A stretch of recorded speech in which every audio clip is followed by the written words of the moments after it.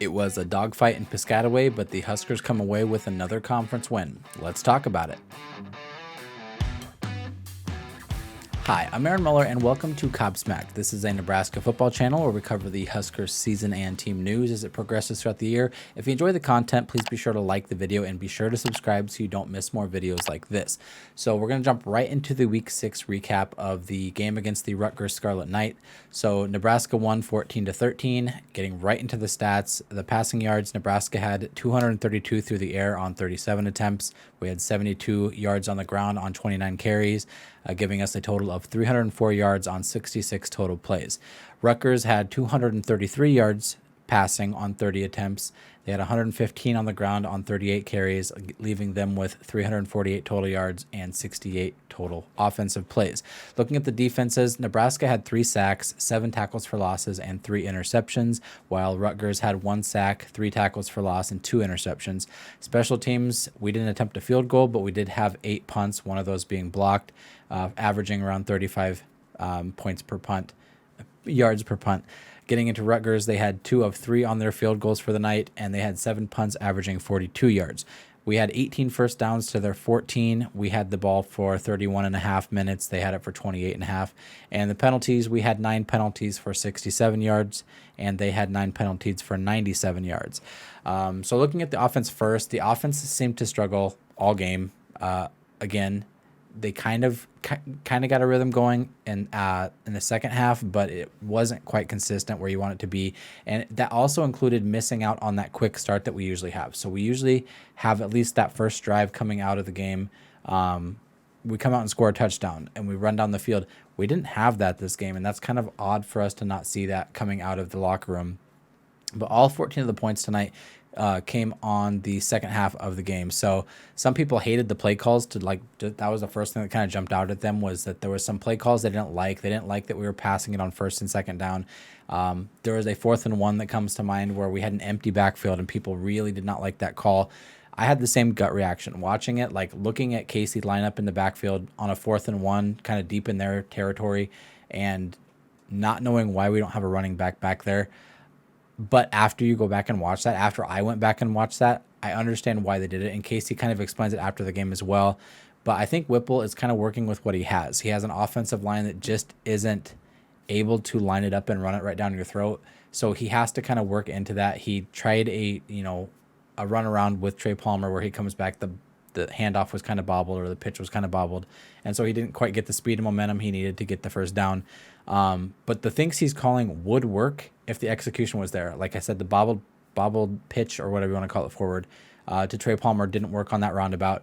And then the 4th and 1 where he was empty backfield, that would have been a first down as well if the play wouldn't have been missed and the pass wouldn't have been missed. But we'll get into that a little bit later, how the offensive line's kind of affecting everything.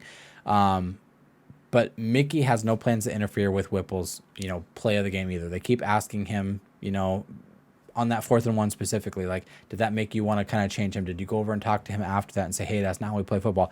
He absolutely wants no part of that. He said that I trust Mark. He has a lot of experience doing this.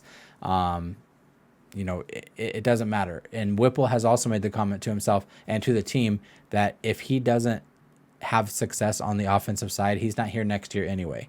He's like, if we have success and the offense starts clicking and what I'm calling works, I'll ride the coattails of Mickey Joseph. So he's doing his best. He's just kind of adjusting for what he has as far as players and as far as offensive line unit goes.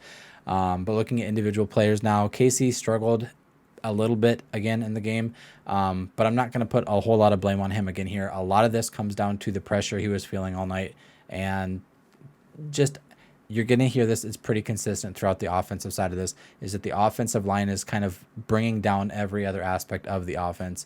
And there's a bigger talk to talk about at the end of the episode. But Casey went 24 for 36. That gives him a 67% completion rate for 232 yards, 2 touchdowns, and 2 interceptions. Both of those interceptions kind of come off of broke down in pass protection. And he was actually knocked out for a couple of plays towards the end of the first half. He went into the locker room. People made a big deal about him coming out last after halftime. He said it was just kind of like I had to throw all my pads and stuff back on. I was just the last one out. It's not because I was banged up too bad or anything like that. But he actually had the highest grade on the offense with a 77.2 according to PFF. And that puts him at the top, like I said. And fun nugget for Casey's side of the ball is he's the first Husker quarterback since Tommy Armstrong to throw for a touchdown in each of his first 6 games in the season. And that goes all the way back to 2016. So I got that from Husker Online. I don't want to take credit for that, but I thought that was a fun nugget. Like, he has been consistent as far as getting the ball in the end zone in the first 6 games anyway. Looking at the running side of things, the running game also saw equal struggles, as I mentioned. The longest run of the night was only 10 yards, and that was from Anthony Grant, or not Anthony Grant, Jacques Yant on one of his 4 carries. He only carried the ball 4 times, but he had the longest carry of the night. He looked good on that 10-yard carry, but after that, it seemed like he was almost high-centered. Like, as soon as he took a shot to the legs, he kind of just flipped over. We needed 3 yards on a 3rd down, I think, and he kind of just flipped over. Like, as soon as somebody hit his legs, he flipped instead of driving his feet and going forward. Anthony Grant, to me, he seemed like he was missing a step on Saturday. Seemed like he was either lacking the speed, or there was the same thing that I called Trey Palmer out for last week on his punt returns, where he kind of like freezes and he's trying to think of what he's going to do. Anthony Grant, you never seen that in the past 5 games. This week, he would freeze and kind of decide which way he's going to go, but in that time of him not moving, he lost momentum and he got tackled. He seemed just not to be as quick and aggressive to getting to the line of scrimmage, but again, we're going to tie that back to the offensive line. So he did end the night with 20 carries and only 47 yards on the ground. As I mentioned, part of that could be the leaky offensive line, but I also kind of wonder if he did carry the ball 32 times against Indiana, and that's a heavy workload for him, and that's heavier than Mark Whipple would probably like to give to him. I kept saying, like, if he's willing to eat, then feed him, but I think that it did take a bigger toll on his body because he's not a huge back. He's not a big, 230, 240-pound back, and that's going to take a toll on him when he goes up against these Big Ten defensive lines. So I wonder if he didn't quite fully recover from last week's game and carrying so much. But on the bright side, he did have 6 catches for 34 yards, including one of the most absolute destructive plays of a cornerback you can see from a running back. He caught a swing pass. I believe he was the dump route on that play, and he picked up the first down and then just completely annihilated the guy the guy coming up. I'm pretty sure he was out cold, and maybe hitting the ground woke him back up, but it was quite an energy point of the offense, and it kind of gave the offense a shot of energy and momentum going into the game. And it seemed like we scored on that drive. We scored later in the game as well. It seemed to be a turning point to me watching that, and it's been clipped. It's been shared on Twitter a billion times. He's a monster.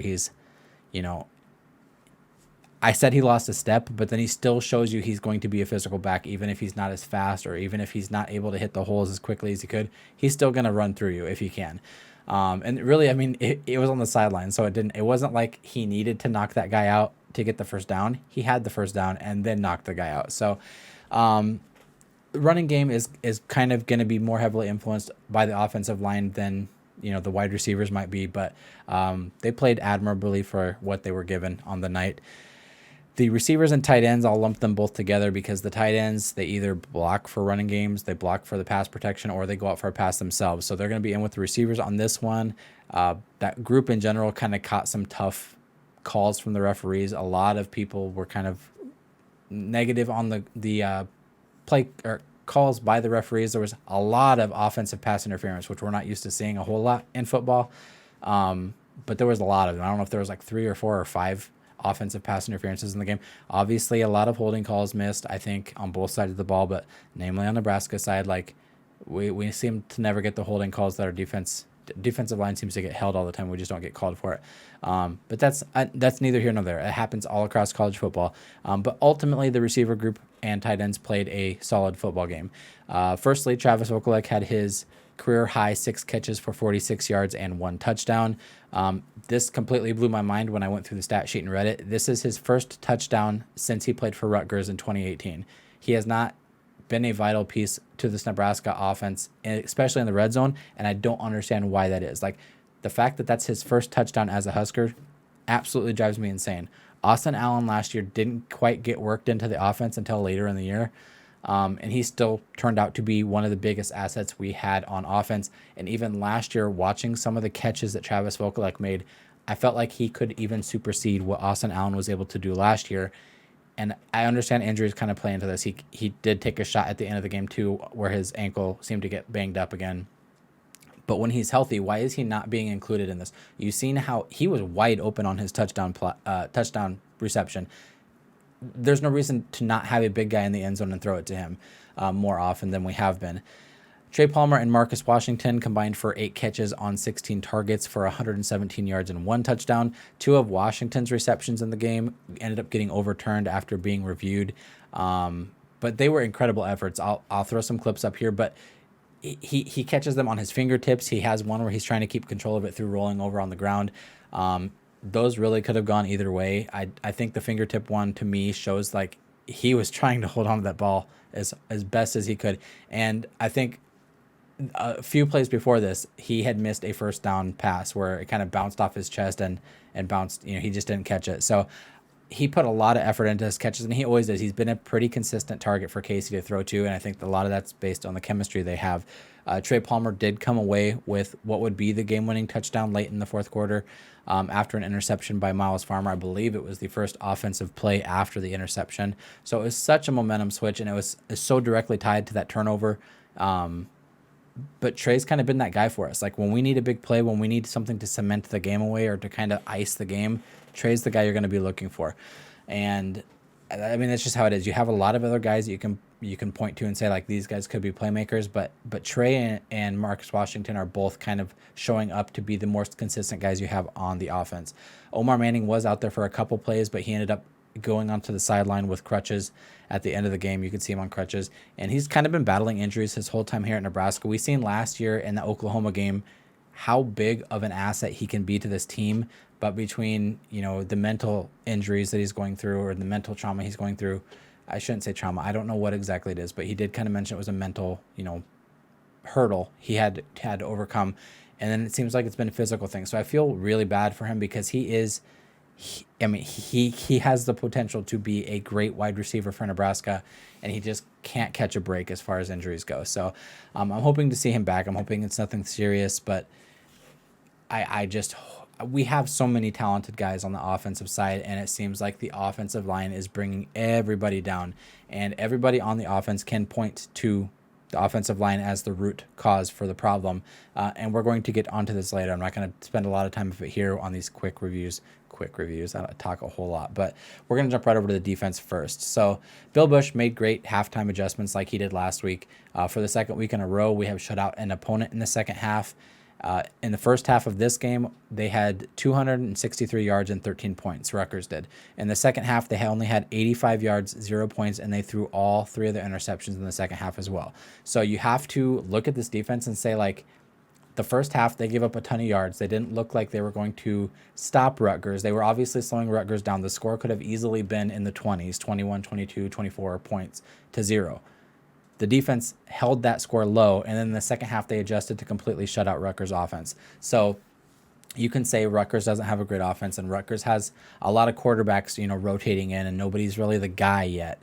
But with what they were given, they played very well.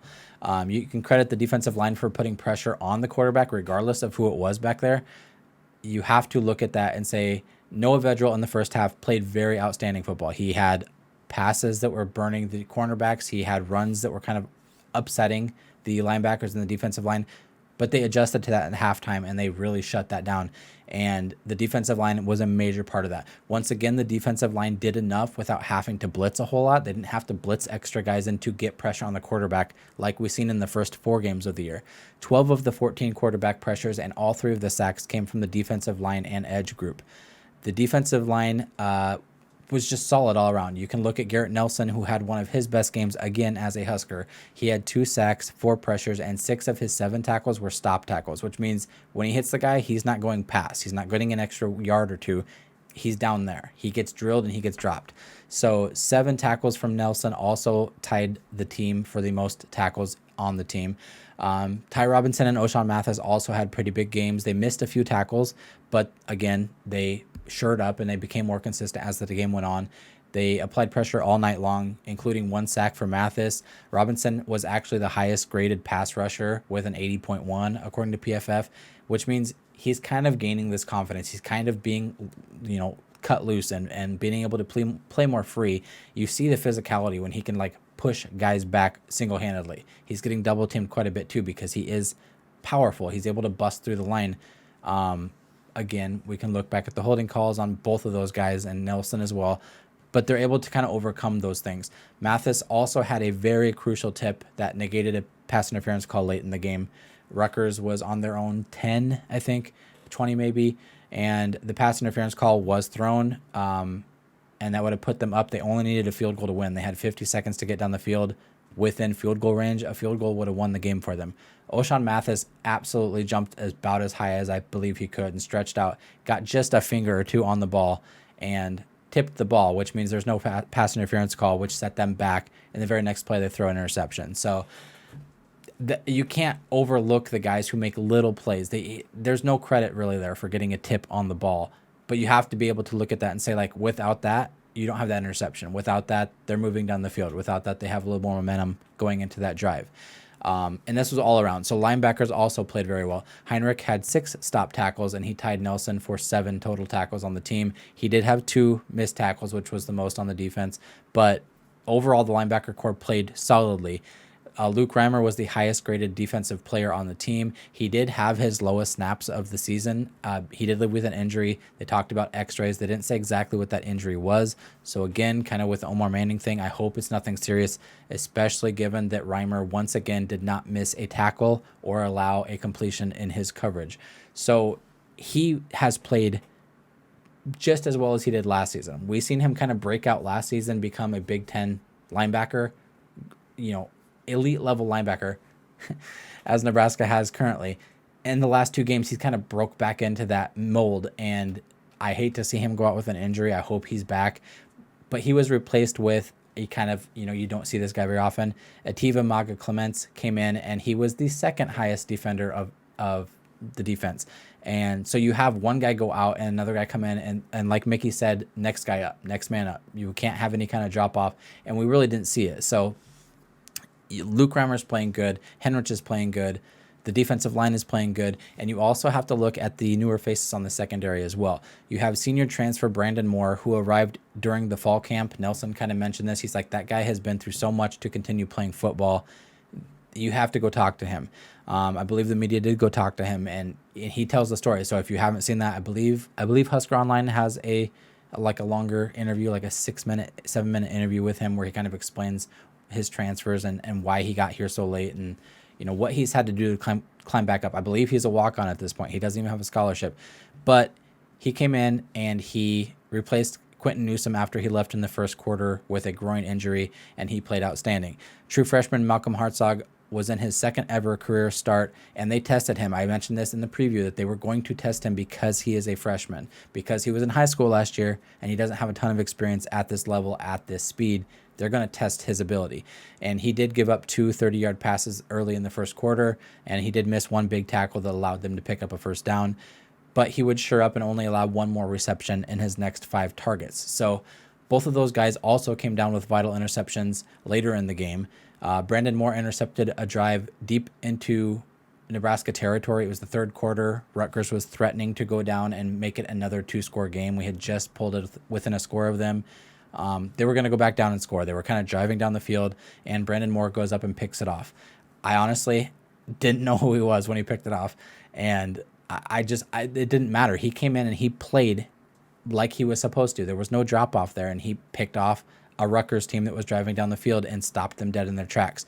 Rutgers really couldn't do anything at that point. The momentum kind of flipped at that point, and that mixed in with the absolute demolition of that cornerback from Anthony Grant, and you just felt it in the me sitting on the couch in the fan base. I wasn't at any of the stadium, anything like that. I wasn't at the bar with a whole bunch of other fans. I was with me, my brother, and my mom. We're sitting there watching it. My wife and kids don't really care about football so much, but you have to look at that play specifically. Then you can look at Malcolm Hartzog, who came down with the game-winning interception with 48 seconds left in the game to seal the victory away. And that mixed in with even your more veteran guys. You have safeties Marquez Buford Jr. and Miles Farmer had stellar nights in their finishing plays as well. Neither one of those dudes missed a tackle which helped them get to their highest tackling grade of the season. And then Miles Farmer comes away with an interception of his own. Everybody on that defense played a role in this win, and you don't get the win without the defense here. And you can't overlook that. They obviously have issues with, early in the game, they're kind of giving up tackles that they can't be, and they're kind of getting burned. And you can look back and say that Indiana and Rutgers are not the greatest offenses, but they're showing you that they can make adjustments. They're showing you that they're not going to be solid in the first half, and maybe they're playing a little more free, and it's allowing them to play football. Looking at the special teams, we did not attempt a field goal, as I mentioned, but Brian Buschini did come out and he played admirably. He was already kind of banged up on that ankle. He mentioned having to change his, approach when he punts it away, shortening that approach because of his ankle. He did have one of the 8 punts that he tried blocked, but his ones that he did get off averaged 40.1. But he was significantly limping after the blocked punt. It seemed like he got rolled up on again, and so his ankle, it was pretty bad. He looked pretty bad, which is that a good thing or a bad thing that your backup's not better than putting out an injured punter, but he's still performing well. So maybe that's, don't take out a guy if he's willing to go out there and still do a good job. So the block punt obviously could have been a huge point in the game, but we tackled the guy. He didn't get much out of it. And then I think we even held them to a field goal. They didn't get past that point. So again, the defense helps out. The special teams didn't really hurt us. The block punt obviously was a big thing, but again, we can tie that back to protection up front. So overall, the defense has become a bright spot for this Nebraska team over the past 2 weeks under Bill Busch. The simplified schemes seem to be working now. We will have to see how that, kind of works out as the offenses get better and better on the schedule. Rutgers and Indiana do sit at 13th and 11th worst in the Big Ten. We're going to see better offenses. We're going to play Iowa, who doesn't have a great offense, so that kind of gives me, some hope in that game. But for the most part, we're going to be playing Michigan. We're going to be playing Minnesota, who's been shown that they can run the ball. Purdue has shown that they have an offense that's worth, noting. We'll get into that a little later. But I'm just happy to see a defense that is able and willing to make adjustments at halftime again. I always liked under Bo Pelini. It felt like we were a second-half team. Obviously, we had some blowouts. But for the most part, you could say we'll come out at halftime, we'll play a little better. And that's how it seems. We're coming out and we're playing with a little more fire. We're playing with a little more confidence in the second half, and it's really showing. We're shutting out teams 2 weeks in a row. It doesn't matter who they are. Getting a shutout in the second half, it gives you a big chance to come away with a win in that game. The offense has shown sparks, and like I said, we have a ton of talent on the offensive side. We have a lot of playmakers that if they had opportunity, they will take it and they will run with it. But like I said on Twitter, it's trying to start a fire with wet wood at this point, and the wet wood being the offensive line. You have sparks. You're sitting there trying as hard as you can to get something going, but you just don't have a great foundation to get that fire started. They show that they can score and that they have the playmakers, but without an offensive line, they're going to struggle for the rest of the year. Speaking of the offensive line, now we get into this. They kind of have me in panic mode right now, especially knowing what kind of defensive lines we're going to be coming up against, especially in November. That's going to be a terrible month of football for this offensive line. And, I'm kind of at a loss as to what we're going to do about it. PFF shows that in this last game, the offensive line allowed 21 quarterback hurries, 5 QB hits. One of those, as I mentioned, left Casey Thompson with an injury that he had to leave the field for, and then 1 sack. I was actually kind of surprised that he only had 1 sack on the night, but it seemed like he was feeling pressure all night. Although Casey was only blitzed on 30% of his dropbacks, which means they're only bringing extra guys 30% of the time, he felt pressure on 70% of the plays. So Rutgers didn't have to bring extra guys to get back to him, but he felt it almost every single time he stepped back to throw a pass. In fact, both of his interceptions came on plays where they brought pressure with no blitz. That defensive line was able to put pressure on him on both of those plays. They were able to circle around the pocket and get back to him. One of them affected his throw going forward, so it didn't quite go far enough. The second one, I think he thought he was going to get hit, or he was in the process of getting hit, and again, underthrew it. As I mentioned, I'm surprised they only got 1 sack because it felt like he was getting hit all the time. And we had this same comment in Indiana game when he got hit and got hurt. At some point, this offensive line is going to cause Casey Thompson to get hurt, and I just don't think that the next guys up are going to play and give us a good chance to win like he does. So looking at the guys individually on that offensive line, you have the 3 upperclassmen, which are supposed to be the solid group in your chart. I mentioned we have a lot of young guys, but even the 3 upperclassmen only averaged 35 out of 100 in pass protection this last game. You had your 2 sophomore starters. You had Turner Corcoran and Ethan Piper, who graded at a 0 and a 27.4 respectively. Run blocking wasn't much better, as 45 of Grant's 47 yards came after contact, which means that he only got 2 yards of clean running. Other than that, he was getting hit and had to make something out of nothing every time, which is why his numbers are low. As I mentioned, imagine him against a Minnesota offensive line or a Michigan offensive line or an Ohio State offensive line. That guy has shown the ability with clean running space. He's going to make it. And he just hasn't gotten that. He had 2 yards out of 47 that were clean running. His average offensive line, the average run block grade across all of the starters was 52. Again, still failing. We did see Hunter Anthony take the majority of snaps at right tackle, and he graded at he had 66 snaps compared to Bryce Benhart's 7, and he had the lowest pass protection, I believe, on the team. A lot of people liked him last week when they watched him. A lot of people said Hunter Anthony came in and he played just as well as Bryce Benhart. Keep him in there. We did that this week, and it did not improve. In fact, it got worse. He actually, last week, according to People's Eye Test, they said that he played better than Bryce Benhart. He graded lower last week as well. So we have to look at what exactly they're doing. He might have looked better because we have this perception that Bryce Benhart is letting everybody by. I'm not sure what it is. People have mentioned moving Bryce Benhart into the guard position because he's not able to move his feet as well. That's something to consider, but even if Raiola is the guy right now, he doesn't have the time. He hasn't had the time to develop his guys, and he doesn't have the depth of players that he needs to get things right. It's so frustrating to talk about this same problem the whole time. And none of this is Mickey Joseph's fault. He kind of got thrown into this. This is kind of, I put a lot of this on Scott Frost. A lot of guys left the team because I don't think he was putting enough emphasis on the offensive line. He was worried about his skill position guys. He was worried about getting fast guys in here, getting big, tall guys on the offensive line, when I don't think that that's actually helpful. When you need to be the low man on the line, I don't think being 6'9", 6'10" is going to help you any more than being 6'4", 6'5", 6'6". You need to have big guys on the line. And at any other Big Ten team in the country, in the conference, will show you, you can still make things work without having the tallest offensive lineman. And Raiola, I don't know if he's the guy. He has only had 6 games to prove himself, but he doesn't even have the guys on the team. You can look at their star rating and say that they're fine. You can look at the way that they've kind of, their strength and conditioning has gone since they've been here. They've gotten bigger, but there's no real improvement in the 4 years that they've been here, or the 3 years that they've been here. And what can he do at this point? With 6 games of time, and with only 6 games to go, there's not a whole lot he's going to be able to do to improve on that. The offensive line is such a hard thing to get right, and it's a lot of teams overlook the importance of that offensive line, and we're seeing how much it affects every other area of the offense. We just have so many young guys in that rotation, and even the veterans aren't playing well, and they're not playing at an acceptable level. So what can Raiola do about that? He can't get his older guys that should be looking down on these younger guys and kind of telling them how to play.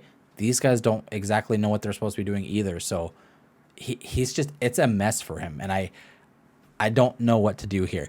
As I mentioned, it impacts every aspect of the offense. The skill position performances. We've seen how Casey's not getting the time to throw it to his skill guys on the outside.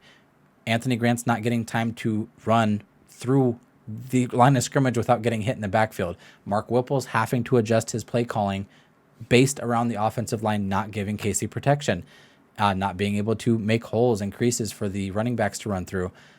It's affecting the health of the quarterback. He's only been through 6 games and he's banged up. We've seen this with Adrian the last 4 years. It's just been, the past 2 weeks have shown that defenses are comfortable with doing whatever they want.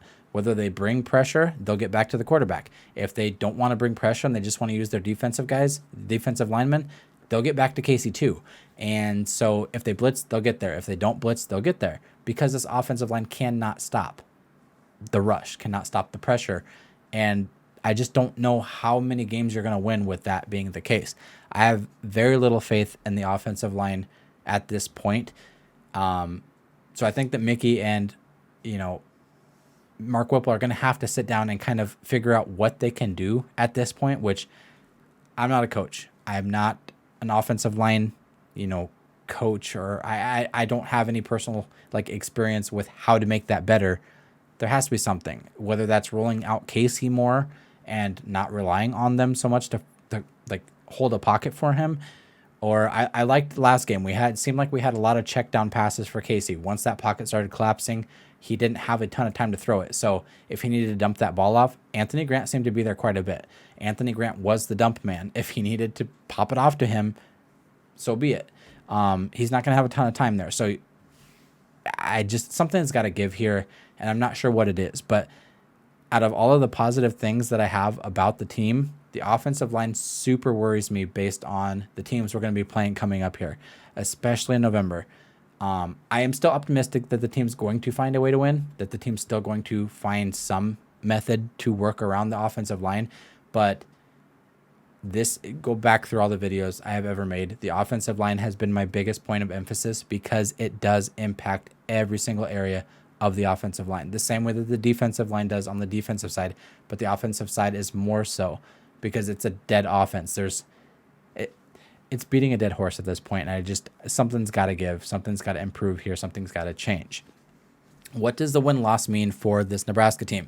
So despite all of the things that I just went through, all of the trashing, I was trying to be as respectful as possible, but as I mentioned, it's frustrating.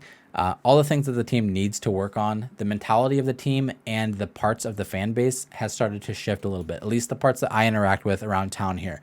I deliver to a lot of businesses downtown. A lot of people have different opinions, but it seems like the mentality is a little shifted. It's still in wait and see mode. It's still in they need to prove it a little bit more mode, but it's shifting. It's no longer like as soon as something bad happens in the game, we're going to lose. Or once we pull ahead to 14-13, we're no longer sitting there waiting for, okay, what are they going to do to lose the game now?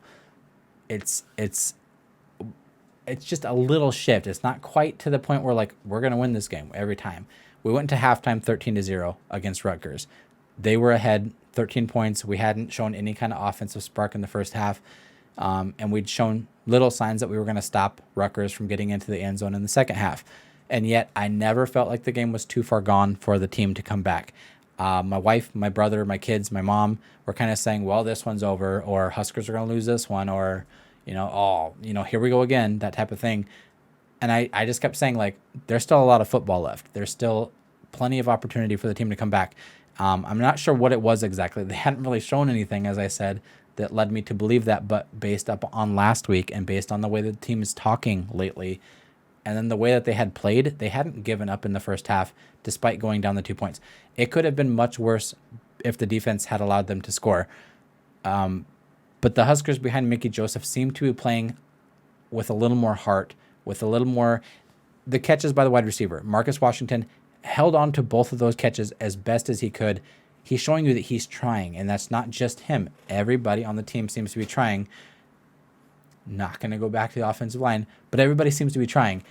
And Mickey Joseph, it just feels like the team's going to find a way to win behind him, and they did. They did come out and win. There was opportunities for Rutgers to get back in the game, and the defense shut that down. And, the offense still needs a little push there, but you just feel like the team's going to do whatever it takes to, scratch out a win. And the last two games have kind of shown that. As I mentioned, I think that this team and us fans are finally starting to believe that they have a chance in every game. Not necessarily that they're going to be favorited or, that we're going to go out there and stomp every team, but we had a lot of close games the past few seasons, and there was always this feeling like we're going to do something to screw this up. This time it was like, we might win this. We have a chance here. There's still opportunity there. There's still hope.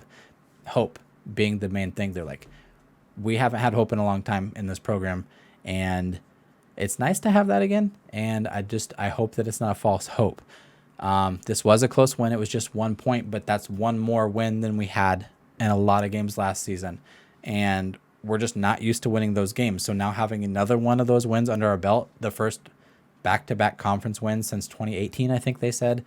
And this one being on the road, especially all the way in New Jersey with a short week, you have a perception that things are starting to change in the locker room. Things are starting to change on the team and their mentality. It's not just words anymore. It's like things are truly starting to believe. They're believing that they can win games. And so we're starting to believe that they can win games too. As I mentioned, I'm still very concerned about the offensive line. But every other aspect of the team seems to be improving, seems to be fighting for a more wins this season. And I think that's going to make the rest of the games this season very interesting, despite having the issues offensive line. I'm not saying that we're going to go out and win the West by any means. I'm not saying that, we're going to, rip off 6 more wins here and end the season, in a very good position. I laugh because that's such a wonderful thought to think. But I am saying that despite having arguably the worst offensive line in the conference, we've walked away with 2 wins the last 2 weeks, and against conference opponents at that. And we have another game against Purdue coming up here that's, still we could win that game. Like, that's not something that's out of reach. The only game left on the schedule I think that you can just scratch off as a loss is Michigan. And even then, you still have like an inkling, like, what if these next few weeks go well? What does that Michigan game look like at that point? Mickey said, first place right now doesn't mean anything. We're still tied for first, I believe, with Purdue and Illinois in the West. And Mickey said it's a fake first. Like, first is for the end of the season, not for now. So we're still sitting in fake first. It feels nice to be there, but you know that it's not something you can hold on to because next week could completely throw that out the window. So we still have a lot of season left. We still have a lot for the players to prove. They still have a lot to prove to themselves, but they have shown that they're willing to fight. They're still willing to go into the season hoping that they can win everything that they want.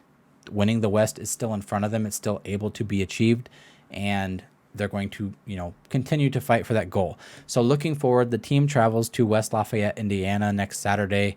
And as I look right now, they are 13-point underdogs to the 4-2 Purdue Boilermakers. They just won against Maryland in a close game this last week. They have a win over Minnesota, which kind of shocked everybody. Minnesota was ranked at the time. Jeff Brom just has his team playing really good football, really sound football, with a surprising running game that we're not used to seeing. Purdue is known for kind of just slinging the ball all game and for knocking off ranked teams. But now they have like a weird running back aspect through a freshman on their team. And, it kind of throws a wrench in things. So, but we'll get into more of that in this week's preview on Thursday or Friday this week. So be sure to check back later in the week for that episode. But that's going to wrap up this week's recap. What do you guys think about the win over Rutgers? Did anything jump out to you as like promising going forward or as concerning? Am I being too hard on the offensive line? Do you agree with me that that's the biggest area of concern for the team going forward? Either way, comment down below, or you can find me on Twitter at Cobsmacked Media. But until next time, go Big Red.